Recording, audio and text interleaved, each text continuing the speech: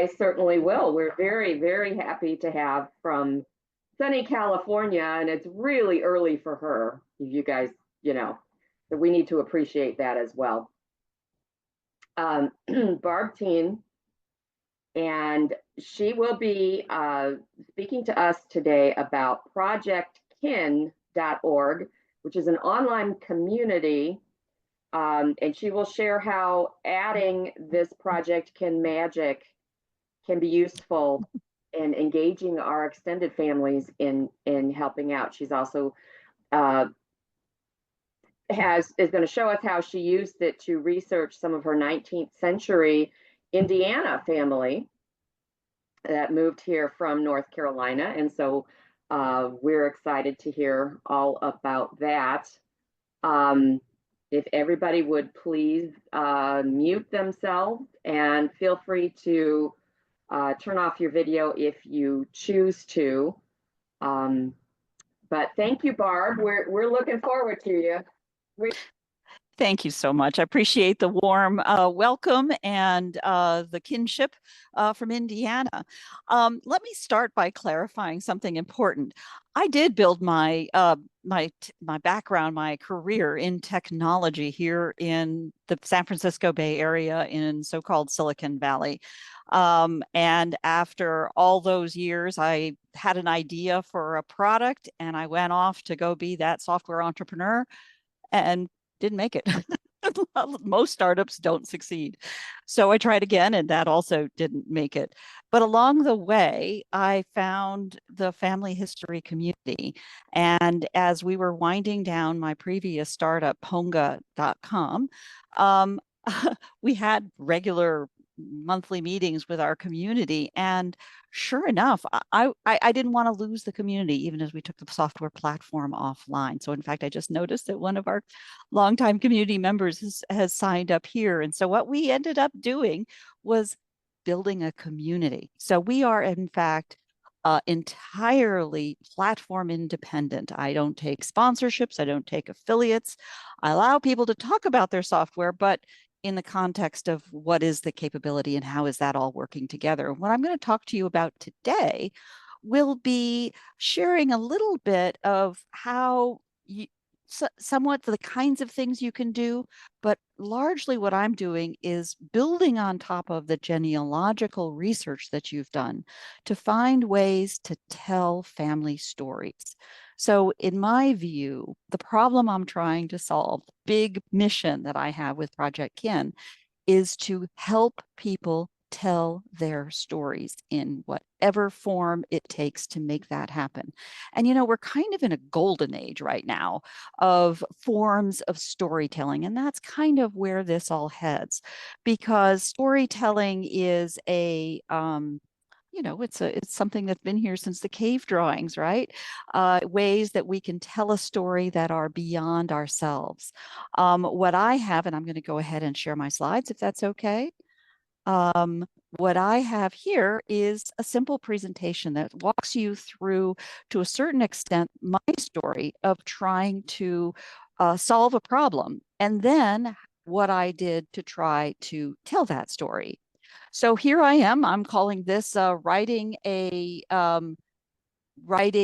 cabinet card into Indiana's historic past, because that's kind of what happened. So getting started here. As families, we often start with the stuff, and it did for me as well. These are collections of pieces from my own family history. These are artifacts. In fact, you realize, I'm sure all of you, for what you do, they are vessels. They carry memories for us across the generations. It's the thing that we pass down, and then we're gone, and we have to trust it to carry that story. So looking back at this stuff, I discovered a cabinet card in my collection. As I started to look at it, it was just strange. So I wanted to know how it got there. What was the connection? And that connection to Indiana is, in fact, part of a larger story in my own family. So let's go ahead and get started with that. Here's the curiosity. Who is this? And of course, why is he in my family collection? Now, I'm embarrassed to say that little white spot there is because there was a piece of Scotch tape taped to the front of the cabinet card, and on it was handwriting from my dear aunt, and it said, "Somebody in a Shriner's costume." Which at least tells me that she didn't have any idea who this was. And that really had me wondering. So um, I I know it's a cabinet card. That's often a good place to start. I have had in my little career here the opportunity to get to know many fabulous photo genealogists, photo detective. Maureen Taylor's now part of our community. All of these incredibly talented people that teach you the skills of how to dive in and understand what's happening. Well, there's all kinds of things happening in this photo, of course. First of all, he does not look like most of our family members. I'm going to guess from that what my aunt called a Shriner's cap. There was something Middle Eastern about it, but I didn't know much else. Obviously, this is Arabic on his card, although I couldn't quite read what it was saying. I had hints from the that he's holding, little clues like that. So I just want to know, who is this guy? So looking back, for instance, into my own family, this is my 16 great grandparents. I knew where they all came from, except one, but I was pretty sure I knew the details. I just didn't have the history to it. They're either very Swiss German or 5, 7 generations here in the United States, largely coming from the UK, England, Scotland, and so on. So who is this guy? So that actually, the discovery of who is this guy is not my story. My story, as it turns out, is a little more interesting than that and weaves again back into Indiana. So we have a guest here, my faithful cat. Fast forwarding back in 2018, when I first, or soon after I first found this, I went to the wisdom of crowds. I went to a very large Facebook group and, knock, knock, anybody have any clues for me? About 55 messages in, I had someone say, "Yeah, you know who this is, right?" I'm like, now I'm expecting him to say, Omar Sharif or something like that. "No, I don't know who this is." And sure enough, she says, "Well, that's Joseph Arbeely. I know that because I know about this blog post that has this picture, and you know, that's the same guy." So yeah, it's pretty staggering. It's amazing what the human eye is able to do to say, yeah, that's the same guy. That is that guy. So I went ahead and reached out. I'm kind of shameless. Reached out to Dr. Jacobs, who was the author behind that story. Shared with her my picture. Shared with her my picture, and she said, "Why, yeah, certainly that is the guy." And she introduced me to the subjects of her research. Her research was focused on this particular family who, in 1878, came from Damascus. They were Christians in Damascus and came to the United States and introduced themselves, because it was a thing, as the first Syrian family in America, and moved into New York City, where she was researching the grounding of the Syrian community in New York. So she knew the guy, she knew the family. She introduced me to the descendants who were in Houston, Texas, and I returned to them the card, because frankly, I'd be waving it around if I had it. I do have, of course, this scan. And then a few years later, this is 2021, writes this article for a story map, which is a fabulous tool, which is a professional scholar. It's an absolutely fabulous story. She used my photo and kind of gave me credit, makes it easier to find, and walked all the way through the story of this family, which, back and forth quickly in email, she didn't really share all the details with me. This story map see through who these people are, because I want to know, how did this happen? Who is this guy? So it turned out secret is between 1886 and 1888, because in those years, that's where the family goes to Indiana. And I'm going, I know I've got people in Indiana. My family, I know, we're all Quakers. My Quaker family, as with perhaps many of you here in Indiana, emigrated from Europe, mostly England, came down through the Northeast, and out of religious persecution moved down into the dismal swamps of North Carolina. My family was all in the Albemarle Sound area, and then moved up through Ohio and into Indiana. So that, in fact, by 1847, I think it was, one of my great great grandparents was one in the first class to enroll in what was then the Richmond School for Quakers. And later, when his son comes along, Henry Parker, he makes sure that he goes to the Earlham College as well. And there, it turns out that our family has this strong connection because it was through a professor of his dad's, I guess, Mr. Comack, that he introduces his son to this other woman, Elizabeth Jaques, or Lizzie Jaques, who, it turns out, they get married. They have a happy life in Indiana, and remain married and happy, forever and ever. This is their gold wedding anniversary in 1937, 50 years after 1887, when they married. So how did the connection? Well, I don't really know, to be honest. I wish I could get to Richmond to go and explore the archives at Earlham College. I do know that Lizzie was an intense scrapbooker. This album, which is in my collection now, included letters. It was started in 1884 when she was just 19. It has all of these delightful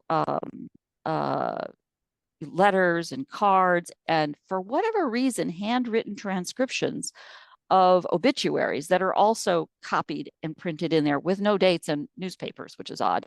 But there is this letter, and it appears to be to a friend, a school chum, to Henry Parker, in which, page 2, speaking of Earlham.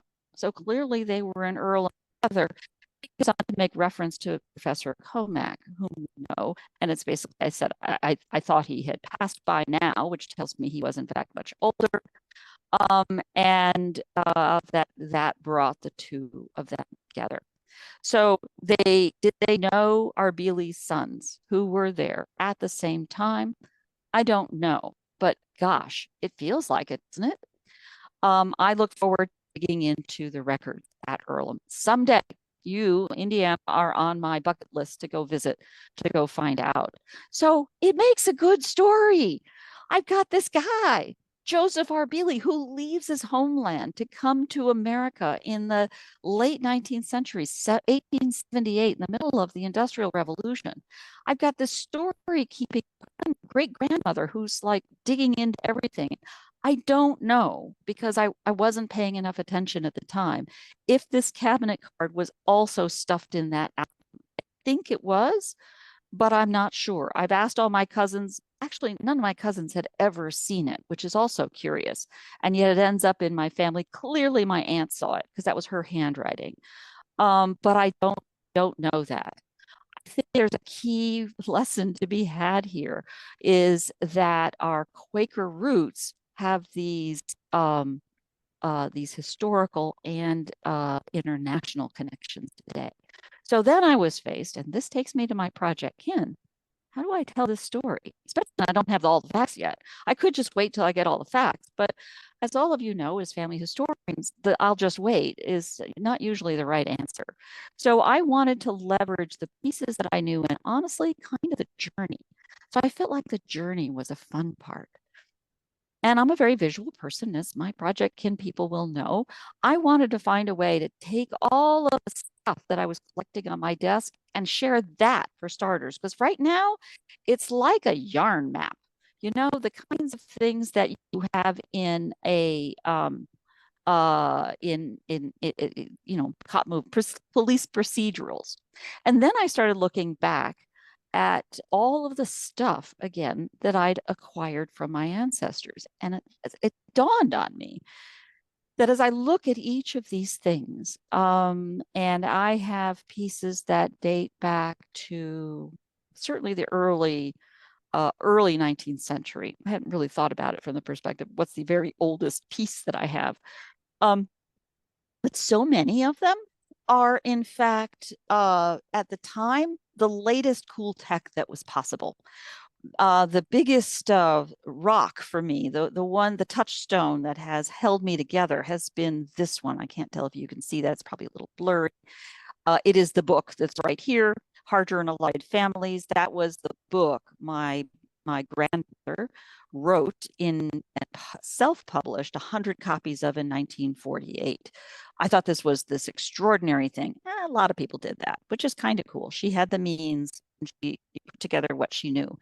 And it is a charming piece of time because everybody lived, you know, it's like after every several paragraphs of begats, she then enters with, and they live strong, productive lives. I now know that she was a DAR member, her mother was a DAR member, and her mother-in-law was a DAR member. So and the DAR didn't even start until 1890. So this tells me they were the members very early, and it was probably a very, very big deal to them. So they had already probably collected a lot of these kinds of research and bits. I also have things like this delightful stereograph. To me, a stereograph is kind of like a Betamax or a laser disc. A very cool technology at its time that didn't quite live on, right? And you know, who doesn't have a dot matrix printed family tree from probably about 1975? We've been trying to use these new texts to tell these stories in different ways since the beginning of time. And that tells me, you know what, it's okay. It's okay to be looking at the tools that we can do and tell stories in new ways as long as we're conscious of what we're doing and how we're doing it. And why would we want to do that? Because you know what? Writing a story down is hard, not just because it's hard to write, because it is, but also when you write something, you're forced to be very clear. You're forced to cover everything. You're forced to be sure about the facts that you're telling. You should be.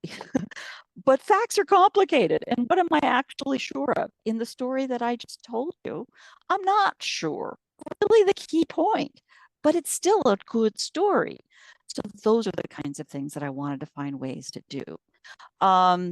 The kinds of things that you see in this collection of the photos, souvenirs, mementos, yeah, they're fun and they're easier. But how do you wrap the context around them so you know the meaning, and then you can still convey those? And today, let's face it, one of the most remarkable bits of technology that we have are these new ways to find and capture the citations. That is, of course, the internet, and find ways to connect that. So in that way, I tend to think of this as an absolutely golden age for storytelling.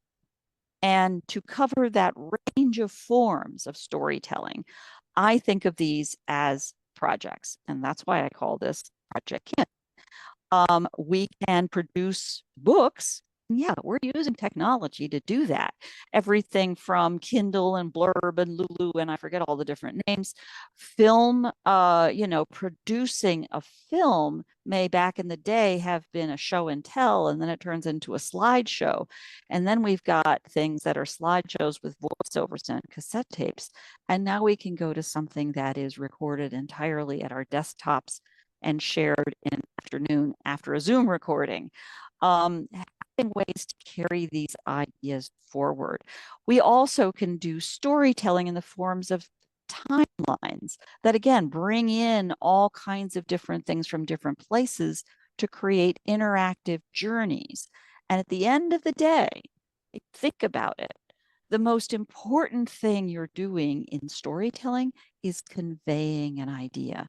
And in stories, beyond the simple facts that may be captured in documents and the procedural pieces of genealogy, you're conveying the emotion, you're conveying the story, you're conveying the why and the how. And these are things that are harder to convey in purely facts elements. And I think projects, especially projects that start to combine factors, can tell a story in multiple ways and convey that larger idea. So that's what this is all about. Our little community is just that. It's not a platform. It's not not some software tool. We're just folks that get together and share the latest of what we've done, share our stories, share the emotion and the techniques, even as well as the passion of what it takes to do that. We use a third-party platform to share all of this. To my experience, it has been the best of possible combinations available today, but we're platform independent. We can pull up stakes and go elsewhere tomorrow. Today, we're using Substack, and I'm always happy to talk to people about why and how I do that. I think it's been a wonderful place for family history, and it is very much early days in how we do that. Using that platform, we have a rich resources of interactive media to be able to share what we've done. And then a lot of times we're using video to explain what that is. And some examples of some of the projects that we've done for Project Kin include what these names come up to convey an idea, of course. Playing for Ancestors is an idea led by a fellow named Simon Davies out of the UK, who has a platform called weare.xyz. He wasn't selling his platform, but he was leveraging that by creating cards. You know, the idea of 52 ancestors. He put 52 ancestors and places and artifacts and things onto playing cards, a custom set of playing cards, which remarkably are cheap these days. You can have a few of them made for less than 20 bucks a piece. Had this done, and then on every card is a QR code that goes back to his database that can go on and get people engaged in the stories behind them.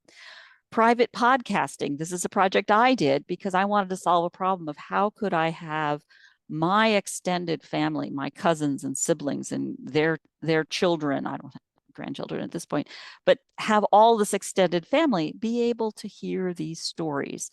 I wanted to have a channel where I could just pop the stories in and make sure everybody could see them and allow them to come back and answer and have a conversation about it without it being performative, without it being something that goes out to the whole world.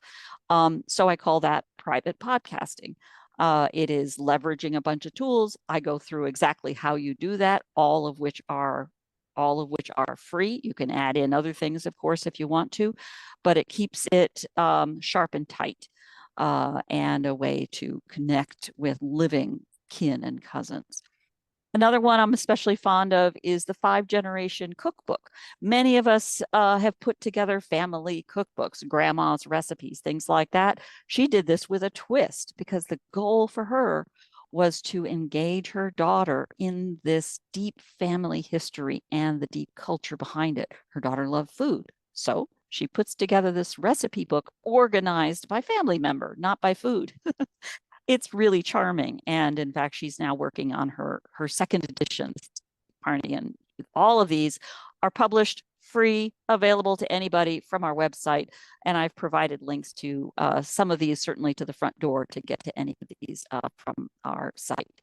So what about this cabinet card in Indiana? And what is this thing I keep showing? And maybe you've seen this in my background. I can hardly tell what you can see and not see. This is an 8x10 photo reproduction of that image, which was created on a Canva whiteboard. So what I was trying to do is I wanted to create something that I could share with family. So a physical object that could be a gift. I wanted to pique their curiosity. I wanted to inspire them. And I wanted to leave the door open for more discovery. So what better way to do that than with a story that's not complete? And here with this barcode or this link, or it's all in your all in the handout, you can go and explore it yourself. It is a whiteboard using the technology from Canva. Frankly, it could be some other product. That one allows me to share this completely for free. And truth be told, this whole version is another project. This is the second time I've done this project. The first time I did the project is described in a project recipe called something like Storytelling Two Ways. And I did that because I had these goals and I was taking it as a gift to visit my brother, who has a beach house in the Outer Banks of North Carolina. As many of you may know, the Outer Banks of North Carolina is the ocean side of the Albemarle Sound in North Carolina, which is the area where many Quakers first came to get away from the religious persecution up in New England. And we had many ancestors there as early as the very late 17th century. My brother had no idea, so I wanted to tell that story. And I wanted to do it in a way that wasn't pedantic, that just, piqued their interest and pulled them in. And quite frankly, because I didn't have all of the research and I didn't really trust what I did have, and I had a lot more work to do. So that's what I did. I created one of these, and it's got a little QR code. And sure enough, like within 2 seconds after my 30-something-year-old niece sees it, oh, cool. She pulls out her phone and looks, and then, walks away from the piece and continues with her phone. That was my goal. So this one is actually another story that I was curious about, but I created it for the purpose of sharing. And I didn't want to share that one because, frankly, it's our family story. It's a gift I gave somebody else, and I didn't want to just hand it out. So this is another one. And frankly, it's a ball doing. So I had a good time doing that. Each of these is great fun to do. So the components of it, as I said, are a digitally created collage. And if we have time at the end, I can explore that with you and we can discuss this in questions. And then a print version. In this case, I did it by printing it as a photograph and allowing you to view and comment on it from a QR code. So let me show you a little bit of how this works. First, of course, the basic part is the research. I had my grandmother's book, but as you can see from the language here, a lot of this is told in the tone in which she would be chatting with grandchildren or something. It is a prose. It doesn't have all of the facts. The start, and I reference things like the letters and other material. What the hook to this story was this curiosity, was this cabinet card. How did that happen? Why was that there? You need a good hook that makes that a good story to pull people in. I did this by creating, as I described, a yarn map. This is connected to this, so let me follow that. And it gives you, in some ways, an interactive way to do it. You can be following it in different directions. I printed that as an 8x10 and framed it. And then this includes a little QR code that you can pull up on your phone. Oh, that doesn't seem very hard, does it? This is the project, but I got to tell you, there are a few little tricks to doing it. The most important thing to do, and I would advise this and do advise on this on every one of our projects, and it's sort of intuitive when you're going to sit down and write a book, start with a goal. What's the problem you're trying to solve? In this case, I wanted a gift, and I wanted the gift to be pretty. I wanted it to be something someone was happy and proud to put on their wall. I wanted it with a digital link that was accessible to anyone. I didn't, in this case, want to create it so that it was password protected. Password protecting things can be a very good way to preserve and protect that private information, which is my friend with his cards. One of the nice things about the We Are archive is that you can entirely password protect it, giving individuals their own password, which is very powerful. In this case, I just didn't want to do that. I wanted to have it be accessible to anyone. Canva's great for that. It's not so great for privacy.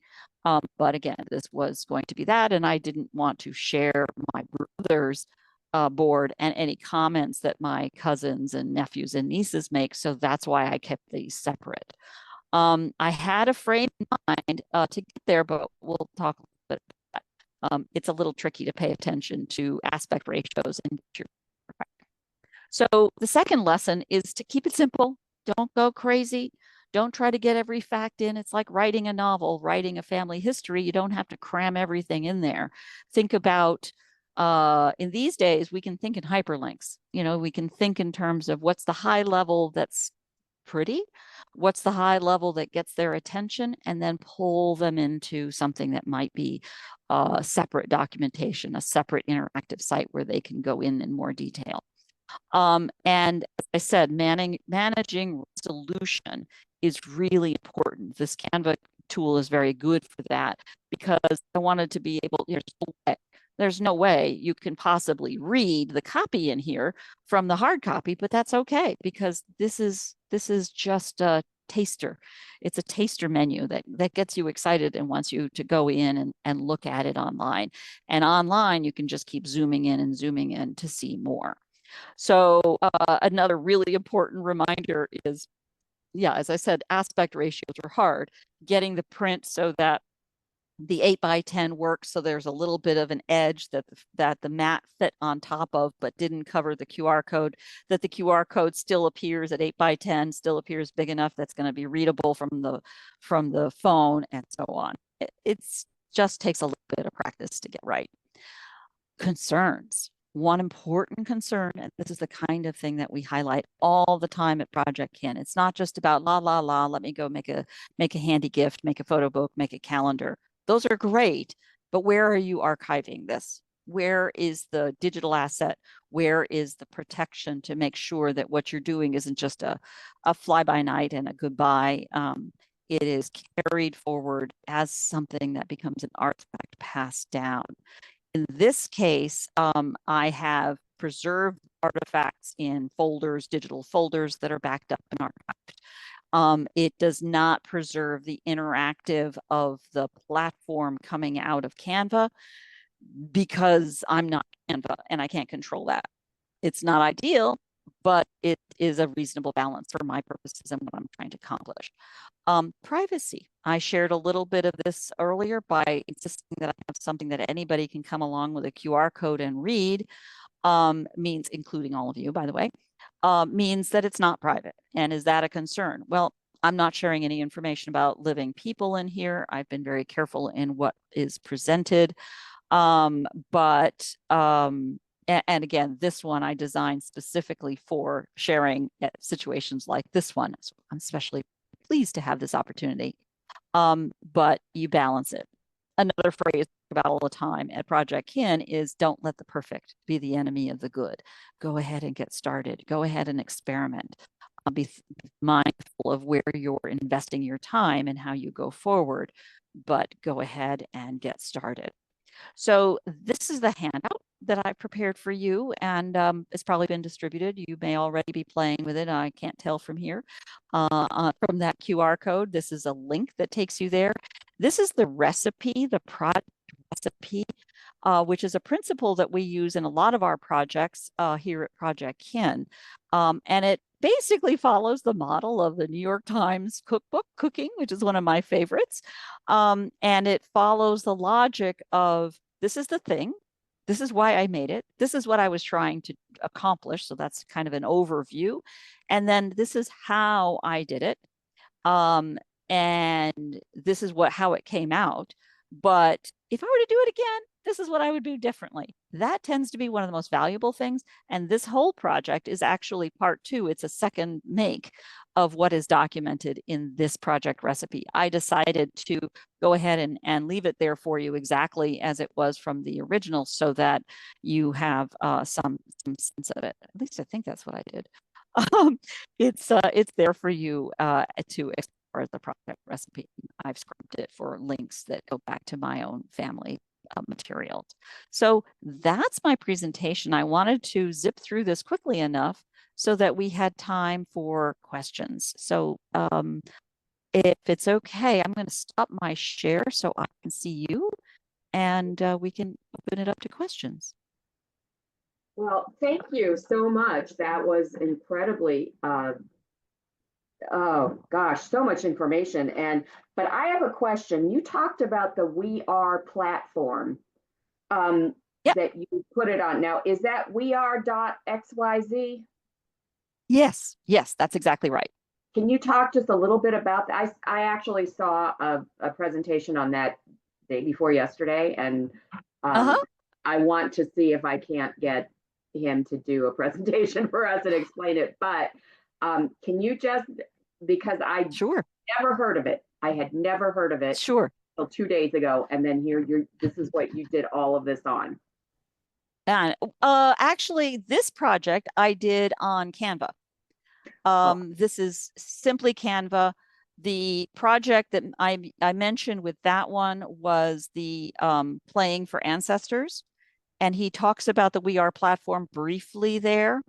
We Are, and I am a user, so I use it for my own family collection. It is a fundamentally an archive. It is a family, a very specifically designed, an archive that's very specifically designed for the task of genealogy by genealogists and focused that way. And the structure to it is based on really a database that's happening in the back end. So you can start by importing your GEDCOM file. And from importing your GEDCOM file, it creates a family tree. You have a collection of documents and you can put them into the documents, and now you can tag them by the ancestors that are mentioned or referenced in there. And then you can go back and forth between the document and the ancestors and then see how you're related. When I talked about my private podcast, the private podcast is really using a Substack as the home. And I invited all of my cousins and family members. And to keep it private, what I did is Substack has a paid model. So I invited all 30 of my nephews and nieces and siblings and so on. I invited them all in and comped them a permanent forever comp level, and then put the fee for monthly service at something like $1 million. Not likely to get takers. And if I do, well, that's a whole different conversation. And then from there, every article I post is full of all of these links that go to my We Are archive. So Substack takes care of all of the back and forth to my cousins, all keeping it private because it's already that way. And then all of the links go back to the We Are archive, which meant I had to give each one of them access, username, password access to another platform. But in exchange for that, I get the privacy of that platform. And the fee for We Are is structured so there is a host, essentially a payer, $50 a year. And then I invite my cousins. Actually, the price on that varies on how many people are using the platform, something like that. But you can find more about them at weare.xyz, if that's helpful. thank you. Right. Cheryl, I saw in the chat that you had a couple of questions. Do you want to unmute and ask those questions yourself? Sure. I was just curious how you acquire some of your items that you have, like the Lizzie's journal and all these other things. How do you actually get people to give those to you? I am the youngest of my generation of first cousins by one, but yeah.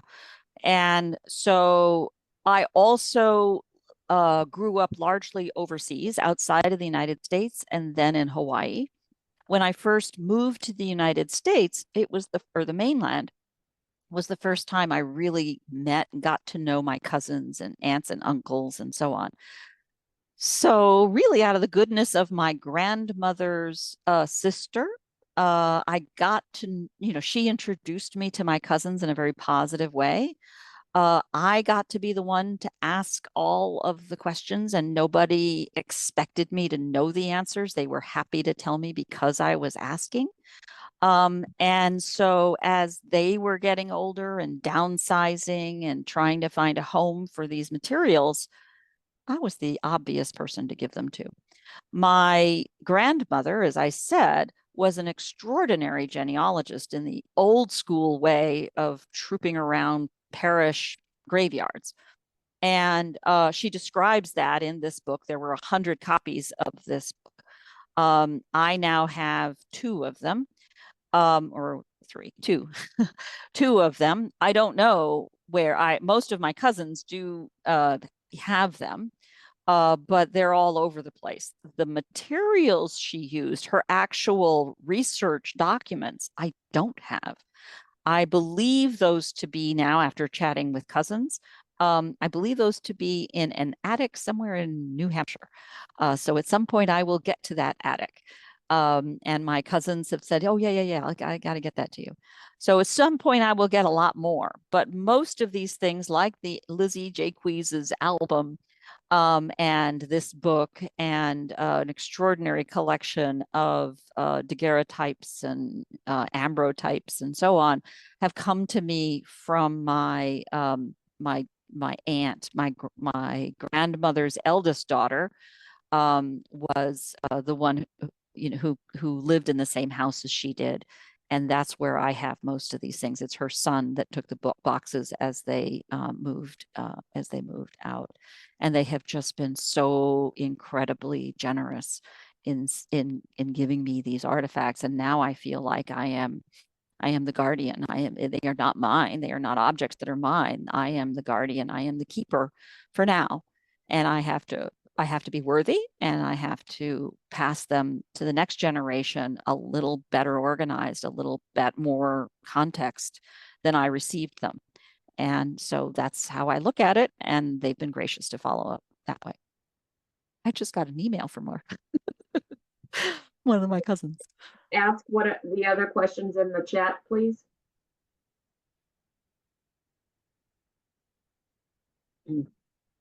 Carrie, are you keeping the questions? I don't see a lot of questions at this moment. Let me scroll back. Yeah, no other questions in the chat. That's it. Oh, okay, great. Well, then Cheryl, thank you for the question. May I ask, has anyone had a chance to explore that link for the Canva piece? Let me make you an offer. Oh, Actually, nobody had access to that until this started. So okay. it wasn't something that somebody had access to earlier, so they could have had a chance, and Oh no, probably didn't want to miss the presentation by doing that. So, but if anybody did, if they can, somebody just mentioned something. It shows 5 people viewing it right now. okay, great. Thank you. Well, listen, let me turn that around then and offer you, all of you, the option to reach out to me anytime if you have questions while exploring that. I'd be delighted to help you well after this. And frankly, thank you for sharing it that way, because it allowed me to hold your attention while I went through all of this. We've got a couple of hands up. Carrie? Okay, we have 2 more questions in the chat. One from Lori. She wanted to know or asked, do you think Lizzie was the original writer of the obituaries? That were as they were submitted, maybe, but honestly, I don't know. I will look at them again with that thought. I had, I don't know if all of you feel this way, but I do feel as though I am not the same person when I'm looking at things 2 years after I discovered them than I was when I first found them. So I keep going back over and over again with like, wait a minute, let me go back again and look at that, because I'm now looking at it with new eyes. So I keep that album, all wrapped up and protected. And every now and then I have to go back in and it's like the unveiling to look again. It's possible. I don't know. And then Tina had a question. I'll let her ask you. Yep. Go ahead. Oh, so first of all, I had the same thought that Carrie had. That was my original thought, that maybe that she loved to write or wrote poetry or something, so the family would give her the duty of writing the obituary. So that was my first thought. But aside from that, I just wanted to know if you're going to be at any of the conferences, Roots Tech, NGS, or IJGS, or I will be at Roots Tech, but remotely. As a matter of fact, as part of our little community, I'm already on Relatives at Roots Tech. So, you know, if you're there, come on in. I'm Barbara Etienne on Relatives at Roots Tech, and I've already found a third cousin. Got some Well, 6,000 people. I own Related Faces, which does facial recognition Oh, on your photographs. Oh, So I I was definitely. wanting to network with you. So we'll do that Oh, offline. We'll get yeah, to it please offline. do. I'll send you Please do. Okay. Yeah, well, I just zipped over my startup was Ponga. And one of the things that Ponga did was take your photos, scan photos, bring them into a collection, and then apply facial recognition to be able to group the photos that were the same and then give you ways to tell stories in those photos. Sigh, it is not here anymore. But that's why I did all that scanning. That's how it started. There was another question. I Let's think, see. Carrie, your hand's up. Oh, that was, I need to lower that. Lori also wanted to comment that she'll be there and would love to chat with you as well.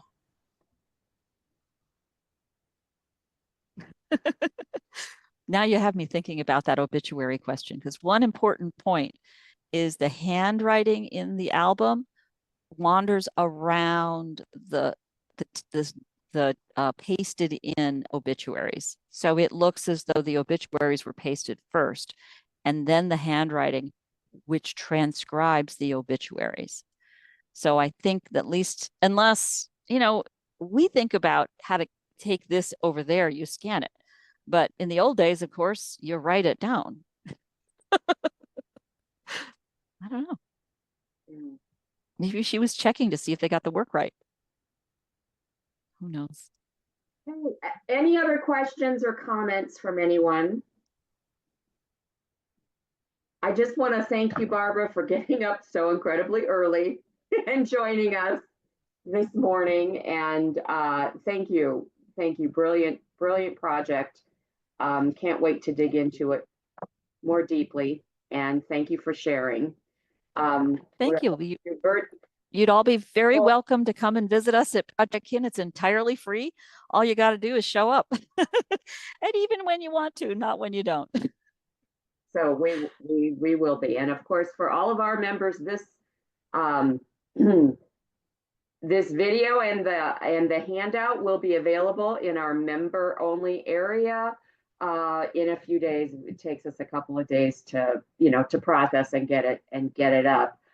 For those of you who are not members, you can join for $25 a year. And we have dozens of databases where work has already been done in the Northwest Indiana, Lake and Porter County areas, and that's at NWIGS.com. And you can become a member earlier and just dive right into all of our databases that our group has personally volunteer hands put together.